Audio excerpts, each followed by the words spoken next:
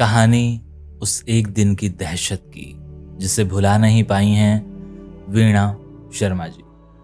वो बताती हैं कि उस समय पाकिस्तान के बालोकी कस्बे से भारत उनका परिवार कैसे पहुंचा। इसकी मार्मिक दास्तान वह अपने शब्दों में बताती हैं कि मैं उस समय 6 साल की थी।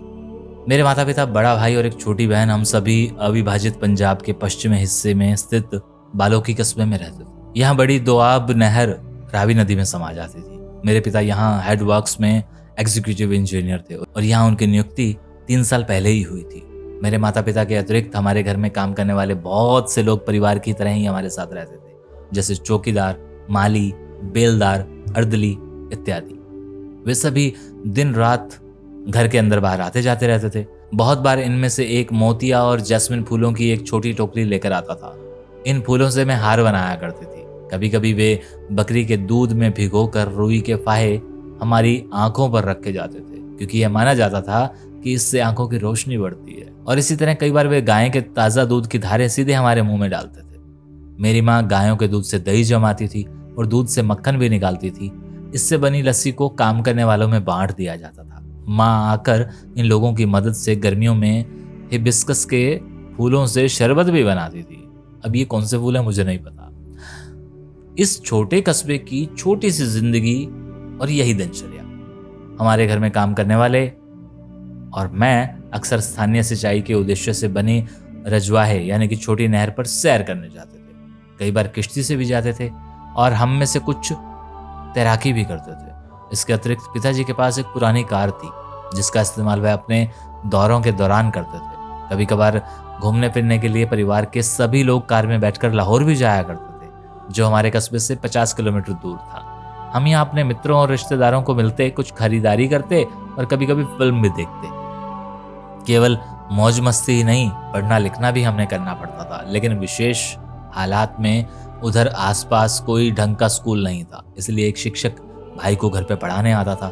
मैं उनके आसपास ही घूमती रहती और शिक्षक द्वारा पढ़ाए जाने वाले सबक को ध्यान से सुनती थी। लाहौर में रहती मेरी एक आंटी महात्मा गांधी की अनुयायी थी। उस समय वह केवल खादी के कपड़े और जूट की रस्सी से बने सैंडल पहनती थी। उन्होंने मेरे मन को बहुत ज़्यादा प्रभाव छोड़ा था। उन्होंने मुझे देशभक्ति का पाठ पढ़ाया और सारे जहां से अच्छा जैसे देशभक्ति के गानों को मुझे सिखाया। उन्होंने गांधी, नेहरू और सुभाष के बारे में बताया और कहा वो दिन तो अब दूर नहीं जब अंग्रेज यहाँ से चले जाएंगे और भारत देश आज़ाद हो जाएगा। मेरी आंटी और मेरे माता पिता शायद यह नहीं जानते थे कि जब आज़ादी मिलेगी तो जिंदगी कितनी बदल जाएगी। 15 अगस्त 1947 के कुछ समय बाद मैंने उस समय तब्दीली महसूस की जब एक दिन हमारी गायें और भैंसों को बेलदार और माली ले गए। शायद माँ बाप ने उन्हें यह सब इन लोगों को दे दिया था। गायें और भैंसें जाना नहीं चाहती थी। बड़ी मुश्किल से उन्हें रस्सों से बांधकर धकेल कर ले जाना पड़ा।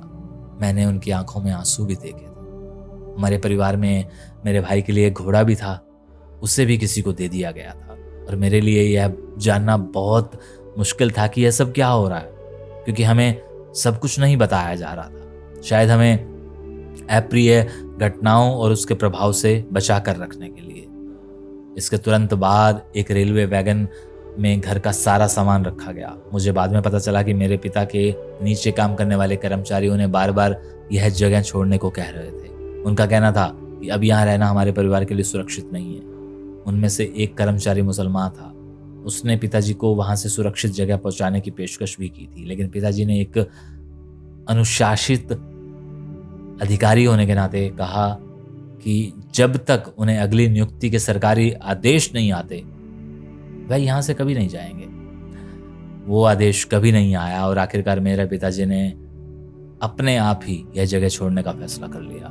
मेरी माँ, भाई और बहन, साथ में संतू जो कि हमारा हिमाचली नौकर था, जो घर के सभी कामों में सहायता करता था।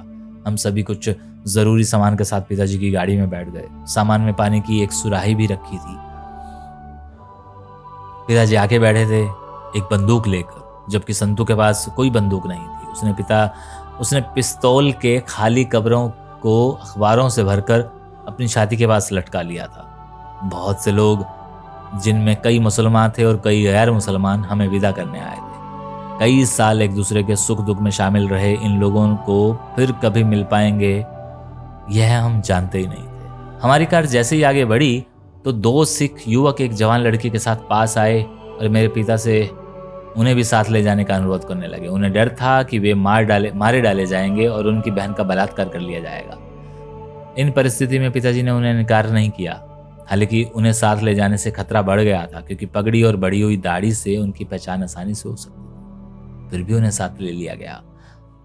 उनके पास कृपानें भी थी। इतना ही नहीं, जिन मुसलमान अधिकारी अल्ताफ अहमद को पिताजी अपनी काम धंधा सौंप कर आए थे उससे शायद रास्ते की मुश्किलों का अंदाजा था, इसलिए उसने अपनी गाड़ी पायलट गाड़ी की तरह हमारे आगे लगा दी थी। लेकिन एक जगह अल्ताफ ने अपनी कार रोक दी और हमें दुखी मन से अलविदा कहते हुए चला गया। हम जब अपने रास्ते पर थे, गांव की सीमा पर पहुंचते ही तुरंत हमने महसूस किया कि वहां खड़ा एक लड़का कुछ चिल्ला रहा था और एक पल में ही लोगों का हजूम ने हमें घेर लिया। इन लोगों के पास भाले, बर्छियां और कई तरह के अन्य हथियार थे। अल्ताफ का अंदेशा सही साबित हो रहा था, लेकिन मेरे पिताजी आसानी से हार मानने वाले नहीं थे। उन्होंने कार की रफ्तार को धीमा किया और जैसे ही वह रुकने जा रहे थे, भीड़ सड़क के दोनों ओर हट गई। बस यही पल था जिसने पिताजी को बचने का मौका दिया। जैसे ही हम भीड़ के नजदीक पहुंचे, पिताजी ने कार की रफ्तार इतनी तेज कर दी कि कार कई फुट ऊंची उछलकर खतरनाक ढंग से घूम गई और मुझे लगा कार सड़क के साथ साथ चली जा रही नहर में गिर जाएगी। कुछ लोग कार के पीछे भागे और भाले बर्छियां फेंके, लेकिन सौभाग्य से कार में किसी भी व्यक्ति को कोई नुकसान नहीं पहुंचा, जबकि बम्पर और नंबर प्लेट को जरूर थोड़ा बहुत नुकसान पहुंचा। हमने यह खतरा तो पार कर लिया था, लेकिन आगे रास्ते में ऐसे ही किसी हमले की आशंका से दिल जोर जोर से धड़क रहा था। कुछ देर ड्राइविंग के बाद जब सूरज छिपने लगा तो मेरे पिताजी एक विश्राम गृह के पास रुके। यहाँ वह अपने सरकारी दौरे के दौरान अक्सर रुका करते थे। वह अंदर गए और वापस आकर बताया कि चौकीदार ने उन्हें रात को यहाँ ना ठहरने की सलाह दी है, क्योंकि दंगाई रात को यहाँ आते हैं और जो यहाँ मिलता है उसकी हत्या करके लाश को नहर में फेंक देते हैं। चौकीदार का कहना था कि जंगल के रास्ते से जाना सुरक्षित रहेगा और भोर होते ही वहां से निकल सकते हैं। हम आगे बढ़ गए। सांझ का धुंधलापन गहरी काली रात में बदल गया। चारों ओर गांव में लगी आगों की लपटों ने हमें डराया और जो हमें दूर दूर से दिख रही थी। लोगों की चीखें सुनी जा रही थी, बचाओ बचाओ हमें बचाओ। मेरे पिताजी ने सड़क का रास्ता छोड़ नहर के साथ साथ बने झाड़ियों वाले कच्चे रास्ते पर गाड़ी मोड़ दी। उस दिन बहुत गर्मी थी, चारों तरफ लगी आग का भी असर था। हम प्यासे थे, लेकिन हमारी सुराही इस दौरान टूट चुकी थी। हमारा विश्वास पात्र संतू हिम्मत करके झाड़ियों से निकलता हुआ नहर तक पहुंचा और थोड़ा सा पानी लेकर आया। और मुझे याद है कि उस समय गहरी काली रात में पानी का स्वाद कुछ अजीब सा था और बाद में पता चला था कि नदी के गंदे पानी में कई लाशें तैर रही थी। मैं नहीं जानती थी कि ऐसा पानी पीकर हम बीमार क्यों नहीं हुए। सुबह के अभी 3 बजे होंगे कि मेरे पिताजी ने आगे चलने का फैसला कर लिया। कार जब स्टार्ट की तो पाया कि कार के टायर कीचड़ में धंसे हुए थे। हर संभव प्रयास भी कार को कीचड़ से निकल पाने में मददगार साबित नहीं हुआ।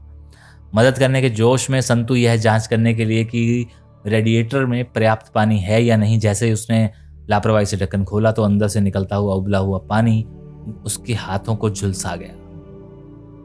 उसने अपनी जख्मों पर गीली मिट्टी से लेप किया और फिर काम पे लग गया। कुछ मदद पाने की कोशिश में मेरे पिताजी पास में ही अंधेरे में खड़े एक ट्रक के पास गए। उन्होंने अपनी टार्च जलाकर वह ट्रक के पीछे गए, लेकिन वहां बिना कोई आवाज किए चुपचाप वहां से निकल आए। बाद में मुझे पता चला कि वो ट्रक लाशों से भरा हुआ था। कार में बैठे आदमियों ने एक बार फिर से कोशिश की और आखिर कार स्टार्ट करने में सफल हो गए। अंधेरे में हमने धीरे धीरे आगे बढ़ना शुरू किया और जैसे ही अंधेरा छटा हमने कई बैलगाड़ियों को जाते देखा। बैलगाड़ियां विपरीत दिशा की ओर जा रही थी, जो पाकिस्तान था।